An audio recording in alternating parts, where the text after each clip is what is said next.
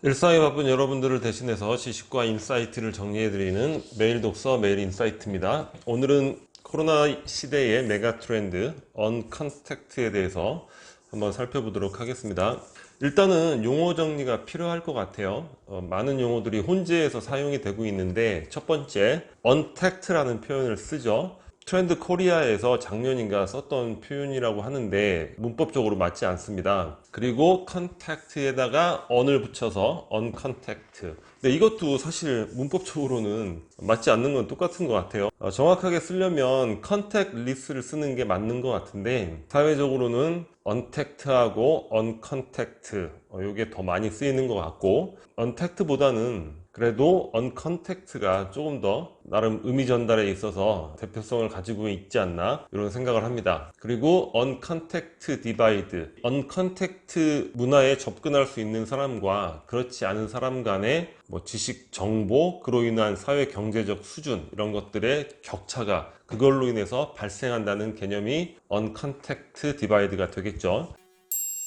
왜 언컨택트 트렌드인가? 그 이유에 대해서 한번 살펴볼게요. 자, 첫 번째는 항상 부대끼고 컨택트 하면서 사는 것도 좋지만 그런 것들이 너무 과도하다 보니까 이런 부분에 있어서는 언컨택트를 하고 싶다, 이러한 욕구가 생기는 거죠. 이걸 이제 대표적으로 이야기하면 편리한 단절이라는 표현을 쓸 수 있을 것 같아요. 관계에서 발생하는 뭔가 불필요한 갈등, 개입, 오해, 감정 소모, 피로, 오지랖, 이런 것들 많이 있죠. 이런 것들에 대한 거부감, 그런 것들이 여러 가지 IT 기술로 인해서 구현이 되고 있는 거예요. 때론 관계 속에서 친절까지도 불편하게 느껴지는 그런 사회적 욕구가 이제 생겨나는 거죠. 이러한 것들이 기술로 구현이 됐잖아요. 근데 그런 기술을 태어날 때부터 거의 일상화 시키면서 살아온 세대가 있죠. 90년생. 그래서 90년생이 온다라는 책을 보면 그런 얘기가 나와요. 그러니까 고객센터에 전화까지 거는 것도 불편해한다는 거예요. 텍스트로 고객센터에 글을 남기거나, 항상 어떤 문의나 이런 것도 다 텍스트로, 오히려 친구들하고 카페에서도 카톡으로 대화를 한다, 이런 얘기들 많이 하잖아요. 그러니까 90년생 이후에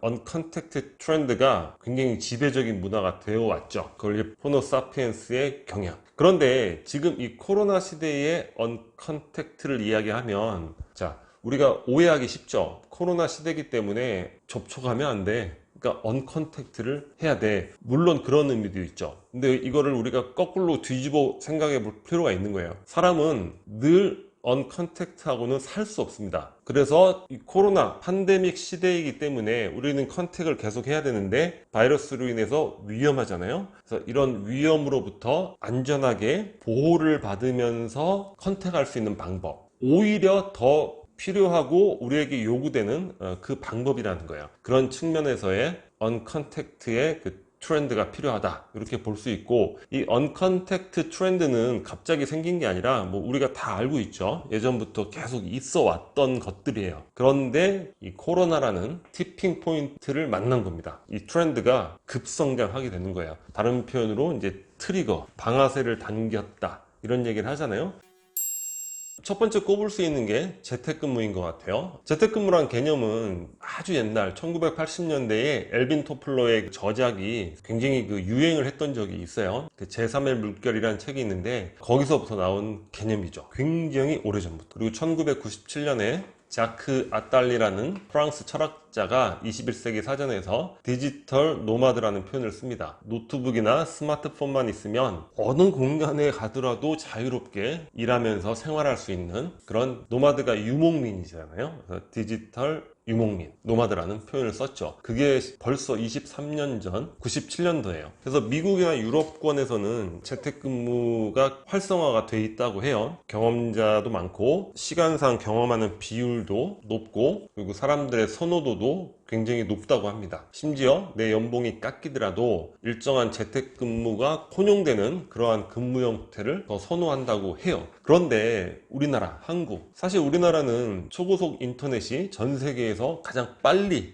깔렸죠. 그게 뭐냐? 재택근무를 할 수 있는 그런 IT 환경이 세계에서 가장 먼저 발달된 거예요. 하지만 우리는 재택근무 개념이 전혀 없었죠. 한국의 기업의 조직 문화, 만나야 일이 된다, 또 위계 문화, 상사가 꼭 부하들 끼고 있으려고 하는 그런 문화의 영향이 아닌가, 이렇게 얘기를 하는데, 코로나로 인해서 어쩔 수가 없는 거죠. 그냥 무조건 재택근무를 할 수밖에 없는 그런 상황에 맞닥뜨린 거예요. 그래서 이제 해본 거예요. 해봤더니 많은 사람들이, 또 많은 기업들이 얘기하는 게 효율이 좋네, 생산성이 오히려 더 좋네, 이런 이야기를 하고 있습니다. 개인의 입장에서 출퇴근 버리는 시간 없고, 또 회사 생활에서 기업 입장에서 매일 회의한다고 버리는 시간을 많잖아요. 쓸데없는 얘기 많이 하고. 근데 화상회의를 했더니 실제 담당자의 발언 기회가 더 많아지고 더 좋은 아이디어들이 나오고, 이런 효과가 여러 면으로 좋은 게 이제 경험이 된 거죠. 그리고 지금 뭐 사스, 신종플루, 뭐 조류독감, 에볼라, 기타 등등 해서 계속 바이러스가 찾아오는 주기가 짧아지고 있죠. 코로나도 지금 언제 극복이 될지 모르고, 또 그 다음에 또 어떤 바이러스가 나타날지 모른단 말이에요. 그렇다면 어떻게 해야 됩니까? 기업에서 이런 재택근무에 대해서 대비를 하고 있어야겠죠. 그래서 이런 코로나를 기회로 해서 언컨택트 근무 환경인 재택근무가 보다 활성화되지 않을까, 이런 생각을 해봅니다. 그래서 관련한 그런 IT 솔루션들, 뭐 화상 회의를 한다거나, 또는 전사적 기업 관리 ERP 프로그램, 재택이 가능한 형태의 이러한 소프트웨어들이 각광을 받지 않을까, 이런 생각이 들고, 오피스 프리, 사무실이 필요 없는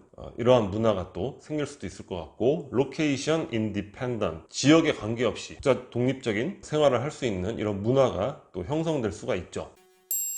그리고 또 중요한 게 뭐죠? 원격 교육이죠. 우리가 최근 한 10년 정도 그 기업 강연 시장, 이런 것들이 굉장히 성장을 많이 했대요. 그래서 전문 강사들도 많이 배출이 되고, 강연료도 굉장히 비싸지고, 강의 에이전시 회사들도 많아지고 했는데, 이번 코로나로 인해서 거의 전멸하다시피 됐다고 이렇게 이야기되고 있습니다. 그리고 학교 교육 어떻게 됩니까? 지금 초중고 개학도 못하고 있죠. 대학은 온라인 교육을 하고 있어요. 이런 코로나 계기를 통해서 언컨택트 교육 환경인 온라인 교육, 원격 교육, 화상 교육, 이런 것들이 굉장히 이제 활성화될 걸로 기대가 되고 있습니다. 사실 에듀테크 기술은 수년 전부터 VR 같은 도구를 이용해서 많이 시도를 했어요. 근데 사실 사람의 관성이라는 게 쉽게 바뀌지 않잖아요. 그리고 그런 것들이 또 저항하는 세력들도 있고, 실제 현장에 적용이 잘 안 되고 있었는데, 코로나로 인해서 이제는 당연히 의무적으로 준비해야 될 그런 상황이 돼버렸죠. 가상현실, 증강현실, 혼합현실, 공존현실. 그래서 눈앞에서 직접 체험하는 것 같은 이런 교육 컨텐츠 제작을 해야 되고, 교육 효과도 높일 수 있다고 이야기를 하고 있습니다. 그리고 참고로 미네르바 스쿨이라는 학교가 있는데, 저는 수년 전부터 굉장히 주목해 보고 있던 학교예요.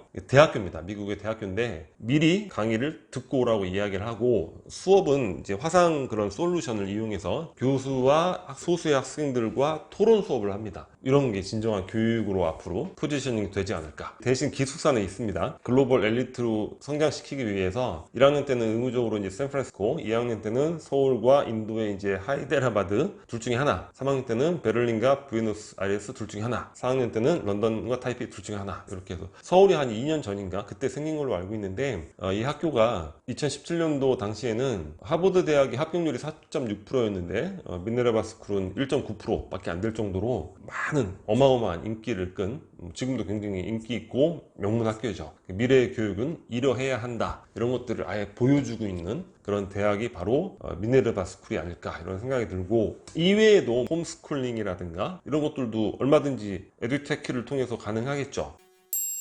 그리고 이제 쇼핑과 배달인데, 중국의 유명한 온라인 기업인 알리바바가 2003년도 그 사스를 계기로 해서 완전히 급성장을 했대요. 지금 2020년 코로나를 통해서 온라인 쇼핑 급성장을 하고 있고, 배달업 급성장을 하고 있습니다. 쿠팡 매년 막 1조, 조 단위의 막 적자를 보고 있으니까 도대체 어떻게 하려고 그래? 근데 이번 기회에 엄청나게 매출의 급성장을 해서 고정비용의 적자 비율이 굉장히 줄어들고 있다고 얘기를 해요. 배달의 민족 엄청나게 지금 급성장을 하고 있답니다. 그리고 이제는 어떠한 메뉴를 취급하더라도 거의 모든 자영업이 배달을 하게 되는, 모든 자영업의 배달화가 지금 일어나고 있고, 대형마트 지금 급속도로 영업이익이 마이너스로 전환이 되고 있어요.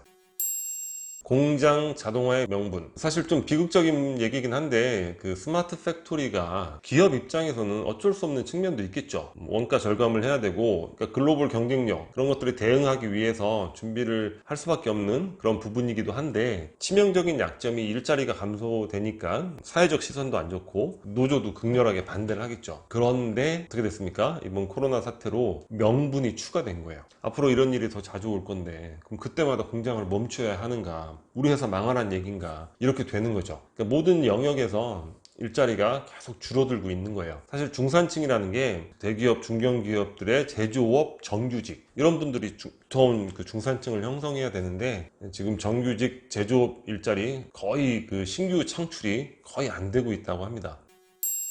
자, 마지막으로 지금 코로나 시기에 경제적인 측면에서 본다면 글로벌 IT 기업들의 퀀텀 점프가 발생할 것이다, 이런 예상을 하고 있습니다. 퀀텀 점프라는 거는 양자 도약이죠. 양자가 이렇게 이동하는 게 아니라 여기 가만히 있다가 에너지 받으면 뿅 하고 이렇게 이동하거든요. 그러니까 하이젠베르크가 닐스 보어하고, 아니 어떻게 자연에 이렇게 모순적인 현상이 생긴단 말인가. 그래서 빠른 성장, 이런 걸 우리가 이제 퀀텀 점프라고 하잖아요. 클라우드 서비스 분야, 온라인 쇼핑, 동영상 스트리밍, 넷플릭스 최근 몇 개월 사이에 엄청나게 성장을 또 했죠. 아까 말씀드렸던 스마트 팩토리, 로봇 업무 자동화, 이와 관련된 뭐 소프트웨어, ERP 소프트웨어, 뭐 화상 채팅, 재택근무가 가능한 이러한 소프트웨어, 기타 등등 언컨택트 트렌드에 있어서 많은 기업들, 퀀텀 점프를 하는 기업들에 우리가 주목해 볼 필요가 있다. 그리고 참고로 이 중국의 IT 수준인데, 우리는 2020 한국인이 열광할 세계 트렌드에서 많이 살펴봤어요. 그거 공부하면서, 아니 안면인식이 중국이 이렇게 발전했어? 뭐 자율주행이 또 중국이 이렇게 발전했어? 우리가 했는데, 이 코로나 시대에 중국은 경찰관이 어떤 특수한 장비를 착용하면 근처에 열이 있는 사람이 자동으로 감지가 되는 뭐 그런 부분들도 있고, 뭐 QR코드로 인해서 시내버스 대중교통 이용하는 것까지 다 이렇게 컨트롤하고, 물론 우리나 서구 사회에서는 그런 정도까지 받아들여지지 않겠죠. 그거는 전면적인 사회 통제를 의미하는 거기 때문에 IT와 관련된 수준과 또 상용화 수준에 있어서는 중국이 상당히 앞서가고 있지 않은가, 이런 느낌도 이 책을 읽으면서 또 한번 가져보게 됐습니다. 자, 언컨택트 트렌드, 특히나 코로나를 맞이해서 변화해 나가는